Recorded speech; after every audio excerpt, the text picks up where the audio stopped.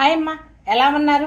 రండి, రాచిప్పలో కొండపిండాకు కందిపప్పు వేసి పప్పుకూర చేసేసుకుందాం. ఈ కొండపిండాకు ఎక్కువ ఔషధ గుణాలు ఉన్నదమ్మా. వర్షాలు పడుతున్నాయి కదా, లేతగా ఉంది. మసిలే నీళ్లలో ఈ పువ్వు వేసి ఒక 5 నిమిషాలు మూత పెట్టేసేయండి. ఈ కషాయం కనుక తాగితే కిడ్నీలో రాళ్ళన్నీ కరిగిపోతాయంట. అందుకని కొండను కూడా పిండి చేస్తుందంట ఈ ఆకు.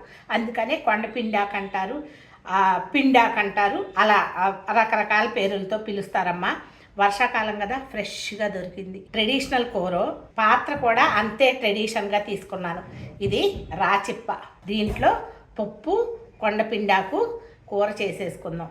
మనకు ఎక్కువ దొరికితే కనుక ఎండపెట్టి మసిలే నీళ్ళల్లో 1 స్పూన్ పౌడర్ వేసి రోజు కిడ్నీ ప్రాబ్లమ్స్ ఉన్నవాళ్ళు కషాయం లాగా తీసుకున్నా కూడా ఆరోగ్యంగా ఉంటారు. చూడండి, మనం ఏది చేసినా కూడా డాక్టర్ దగ్గరికి వెళ్ళని లైఫ్ కావాలమ్మా ఎవరికైనా కూడా.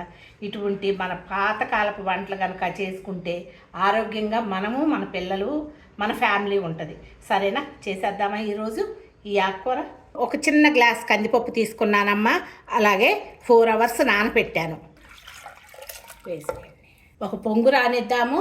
వచ్చిన తర్వాత పైన నురగని తీసేసి అప్పుడు సిమ్ మీద పెట్టి పప్పు వండుకుందాం. ఇట్లా నురుగు వస్తుంది కదా, తీసేసుకోండి. చాలామంది చెప్తారు గ్యాస్ వస్తుంది మాకు పప్పు కూరలు తింటే అని. పై నురగంతా తీస్తే గ్యాస్ రాదమ్మా. నిండా మూత పెట్టకండి, పొంగిపోతుంది. కొంచెం ఇలా వడ్డిగలుగా మూత పెట్టి ఇంకా సిమ్ మీద పెట్టి వదిలేద్దాం. ఒకసారి చూద్దాము. చూడండి, ఉడికింది కదా. ఈ కొండపిండాకుని వేసేద్దాం. అలాగే పైన ఉల్లిపాయలు, పచ్చిమిరపకాయలు పెట్టి కొంచెం పసుపు వేసి మూత పెట్టేద్దాం. ఒకసారి చూద్దాము.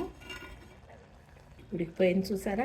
చిన్న గోళికాయ అంత చింతపండు, కూరకు సరిపడా కారం, అలాగే ఉప్పు వేసి ఒకసారి ఇప్పుడు ఇక తిప్పుదాం. ఇప్పుడు వరకు తిప్పలేదు కదమ్మా.